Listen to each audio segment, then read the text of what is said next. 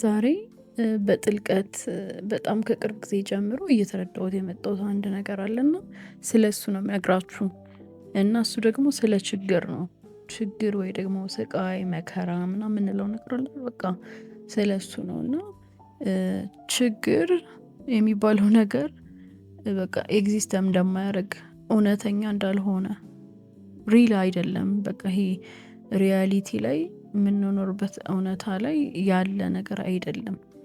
አእምሯችን ውስጥ ያለ ነገር እንደሆነ ነው ሞር እየገባኝ የመጣው በራሴ ላይፍ ኤክስፒሪየንስ ማለት ነው። እና ሁልጊዜ በቃ ራሴን የማልፈልገው ሁኔታ ላይ ሳገኘው እየገባኝ የመጣ ነገር ይሄ ነው።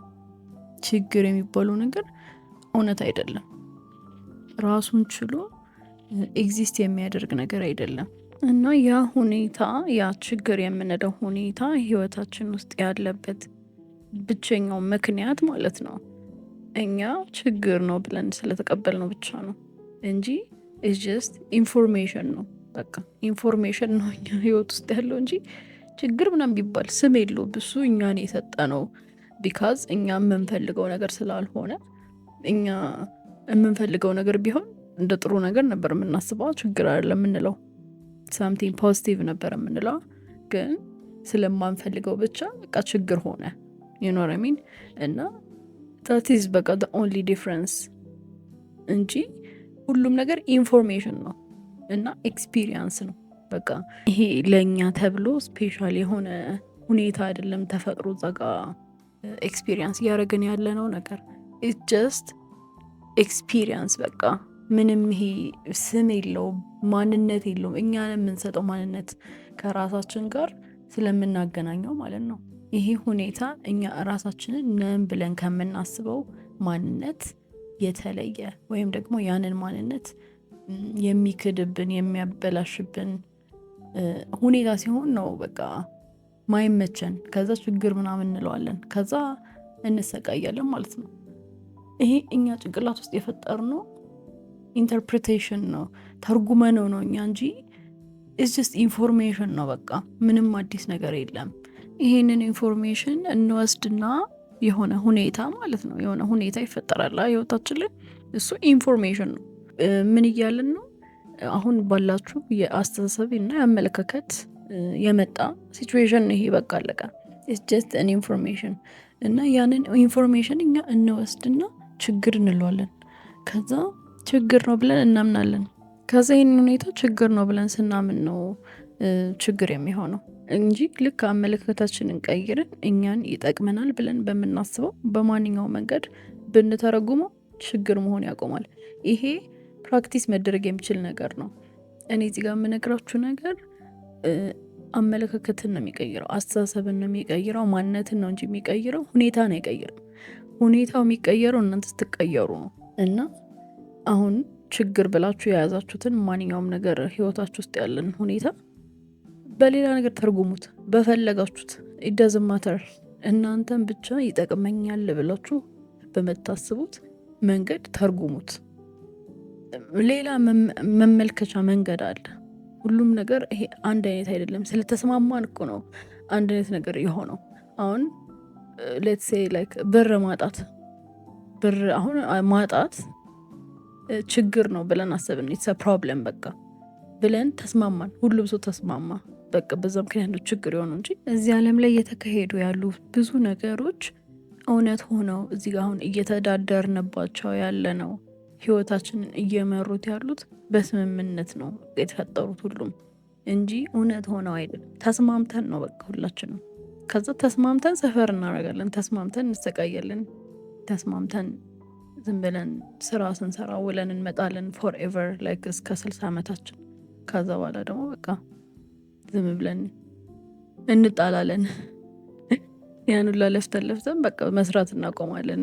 ጡረታ ይባልና ዋናው በጣም የሚጠቅመን እድሜያችንን አጥፍተን አቃጥለን ከዛ ጡረታ ተብሎ በቃ እንወረወራለን ማለት ነው። ወደዛ እንጣላለን። በቃ ይሄ ሁላ በስምምነት ተስማምተን ነው የተፈጠረው ይሄ ሁላ ሲቹዌሽን።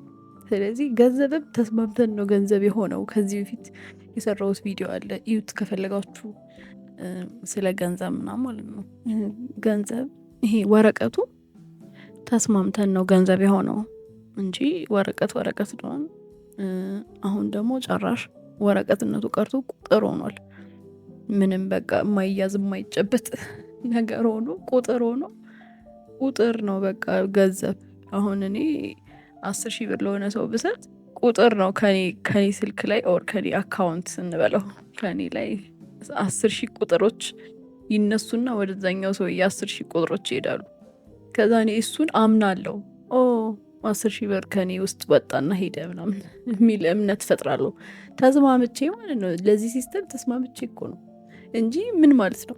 እና እንደዛ ነገር ነው በቃ ሁሉም ነገር እዚህ ዓለም ላይ ያለው ማለት ነው። ስለዚህ ይህን ችግርንም ተስማምተን ነው የፈጠር ነው። ለምሳሌ አሁን አፍሪካ ደሃ ናት ይባላል፣ ግን አፍሪካ ደሃ አይደለችም።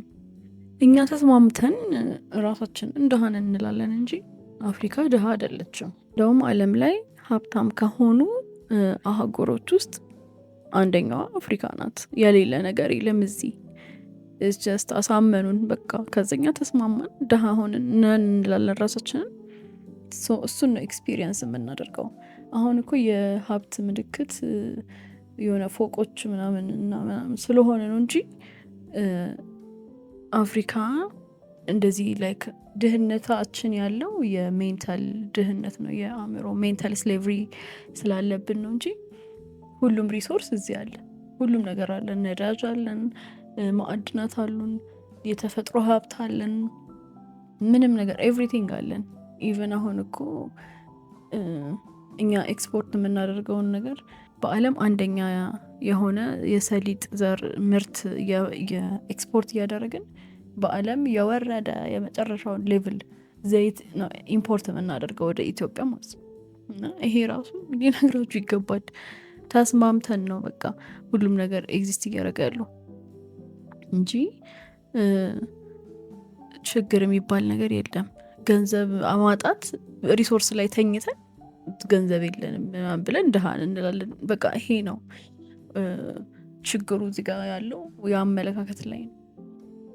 ስለዚህ ፐርሰናሊ ስንወስደው ይሄን ነገር ወደ ፐርሰናል ላይፋችን ብናመጣው ሴም ቲንግ ነው እየተፈጠረ ያለው።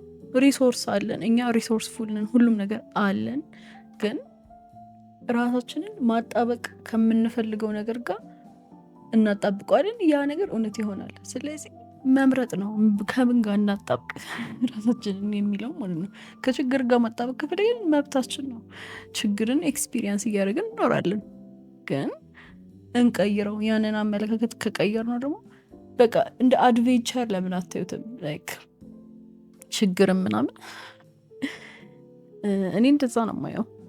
በቃ ኢፋይም የሆነ መጥፎ እኔ የማልፈልገው ነገር ህይወቴ ላይ ኤክስፒሪየንስ እያደረኩ ካለሁኝ ዚስ ሞመንት እኔ ስለማልፈልገው ብቻ ነው ያ ነገር ፕሮብሌም ችግር እየሆነብኝ ያለው እንጂ ኢትስ ጀስት አን ኢንፎርሜሽን። እንደዛ ካየን ሁኔታውን ፈን ነው ሁላ የእውነት እኔ እውነት አይመስልም እንደዚህ ስል፣ ግን እንደውም ፈን ነው፣ ኢንትረስቲንግ ነው። እስቲ በቃ እንደ አድቬንቸር ነገር ነው። ኦኬ እስቲ ሌሜሲ ይሄን ነገር እስቲ በቃ ኤክስፐሪመንት አድርጉ፣ ህይወታችሁ ላይ ራሳችሁ ላይ ኤክስፐሪመንት አድርጉ። በእንደዚህ አይነት መንገድ ብቻ ኑሩ የሚል ነገር የለም እኮ። ላይክ ኢትስ ዩር ኦን ላይፍ፣ የራሳችን ህይወት ነው፣ እንደፈለግን መኖር የራሳችን መብት ነው። ሰው ኤክስፐሪመንት ለምን አናደርግበትም? ስለዚህ እኔ እያልኩ ያለሁት ፖዚቲቭ ቲንከር ሁኑ ምን አይደለም። ፖዚቲቭ ቲንኪንግም ራሱ እሱም ራሱ አይደንቲቲ ነው።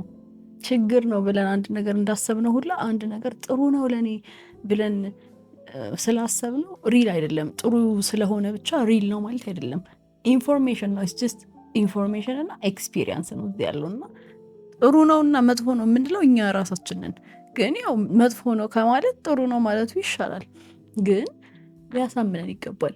እኛን ያሳምነናል ብለን በምናስበው መንገድ ኢንተርፕሬት እናድርገው።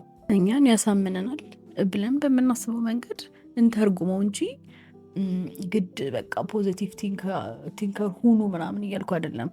ሁሉን ነገር በቃ በፖዚቲቭ እዩት ምናምን ራሳችሁን አስገድዳችሁ ምናምን እንደዛ አይደለም። በቃ ጀስት እኛ አሳምኑን ያንን ነገር ይቀይርልናል ብለን የምናስበው ዋት ኤቨር ሊሆን ይችላል። በዛ መልኩ ነገሩን መመልከት እንችላለን። ዋናው ነገሩ አይደለም፣ አመለካከታችን ነው። እኛ ነን የሆነ ዩኒቨርሳል ዌይ ኦፍ ይሄ ዱዊንግ ቲንግስ ምናምን የለም። በቃ ይሄ ለሁሉም ሰው በቃ ስታንዳርድ የወጣ ነገሮችን እንደዚህ አድርጉ፣ ይሄ ሲፈጠር ይሄ ችግር ነው፣ ከዚ ችግር ሲመጣ እንደዚህ አድርጉ ምናምን የሚል ህግ የለም። የእውነት ትረስሚ የለም። ይሄ ፈጥረ ነው። ይሄ ዓለም በቃ ተስማማን፣ ይሄ እንደዚህ ነው ብለን ተስማማን፣ ሆነ። በዛ ምክንያት ነው እየሆነ ያለው እንጂ የወጣ ስታንዳርድ የለም። ዊከን የራሳችንን መንገድ መመስረት እንችላለን። እውነተኛ ነገሮች አሉ። እሱ ደግሞ አንደኛ እኛ ነን። እኛ ኤግዚስት ማድረጋችን እውነት ነው። እኛ ደግሞ ማይንዳችን፣ አእምሯችን የሆነ አይነት ኃይል የመፍጠር ኃይል ነገሮችን እኛ በተረጎምነው መንገድ እንድናይ የሚያደርገው ኃይል እንዳለ እውነተኛ ነው። እሷ ከኛና ከአእምሯችን ውጪ ደግሞ ተፈጥሮ የምትሰራበት መንገድ አለ። ያው ተፈጥሮ የምትሰራበት መንገድ ማለት እኛ የምንሰራበት መንገድ ነው። ምንም የተለየ ነገር አይደለም። እኛም ተፈጥሮ የተፈጥሮ አካል ስለሆነ ማለት ነው። ተፈጥሮ የምትሰራበት መንገድ አለ። ይሄ ዓለም በቃ የተመሰረተበት መንገድ አለ። ሁሉም ነገር ይሄ ራንደም አይደለም። ይሄ ተፈጥሮ ህጎቹ ምናምን አሉ። በቃ ሉክ በቃ እኛ ማወቅ የሚጠበቅብ ራሳችንን ነው። እኛ እንዴት እንደምንሰራ፣ አእምሯችን እንዴት እንደሚሰራ ካወቅን ከዛ በኋላ ደግሞ ተፈጥሮ እንዴት እንደምትሰራ እናውቃለን። ምክንያቱም እኛም ተፈጥሮም አንድ ነን። በአንድ አይነት መንገድ ነው የምንሰራው። ስለዚህ እኛን አወቅን ማለት ኤክስተርናል ሪያሊቲያችንን አወቅን ማለት ነው። ያው ነው፣ ሁለት ደሴም ነው። ከሱ ውጭ ግን የሆነ ሲስተም አለ ከሱ እላይ አብሮ የኢሉዥን ሲስተም አለ ከላይ የተዘረጋ ማለት ነው። ይሄ ዓለም የሚተዳደርበት ካፒታሊዝም በቃ እንዳለ ሁሉም ነገር እዚህ ዓለም ላይ ያለው ሲስተም፣ ይሄ የስራ ሲስተም፣ የትምህርት ሁሉም፣ እሱ ግን እውነተኛ ነገር አይደለም። እዛ ሲስተም ውስጥ ኤክስፒሪየንስ የምናደርገው ምንም አይነት ነገር እውነተኛ ነገር አይደለም። የሰው ልጅ የፈጠረው ነገር ነው። ተስማምተን የፈጠርነው ነገር ነው። የገንዘብ ሲስተም በሉት ኤኒቲንግ እዚህ ዓለም ላይ ከተፈጥሮ እና ከራሳችን ውጭ ያለው ነገር እንዳለ ዝም ብሎ የተጫነብን ሲስተም ነው። ሶ ደግሞ ራሳችንን ባወቅን ቁጥር ተፈጥሮ እንዴት እንደምትሰራ እናውቃለን። ከዛ ሲስተሙን በግልጽ ነው የሚታየን። በቃ አንደርስታንድ እናደርገዋለን። እና በቃ በአጠቃላይ ችግርም ብለን ጥሩ ነገርም ብለን ህይወታችን ላይ ያደረግነው ነገር ጥሩ ነገር ያልነው ነገር ከሱ ጋር በጣም ተጣብቀን በቃ ልክ እሱን ነገር ስናጣ ሰፈር እናደርጋለን። ይሄ ችግር የሚባለው ነገር ይመጣል ማለት ነው። ስለዚህ ሁለቱም ስም ናቸው። ዞሮ ዞሮ እኛ ራሳችንን ከዛ ነገር ጋር በማጣበቃችን ምክንያት የመጣ ነገር ነው። ዋናው ነገሩ ኢንፎርሜሽን እና ኤክስፒሪየንስ በቃ እንደሆነ እና በቃ ጥሩም አለው መጥፎ ህይወታችን ላይ ያሉ ነገሮችን እኛ በተረጎምነው መንገድ እንደምንኖር ለመናገር ነው እዚህ ጋር የፈለኩት ማለት ነው።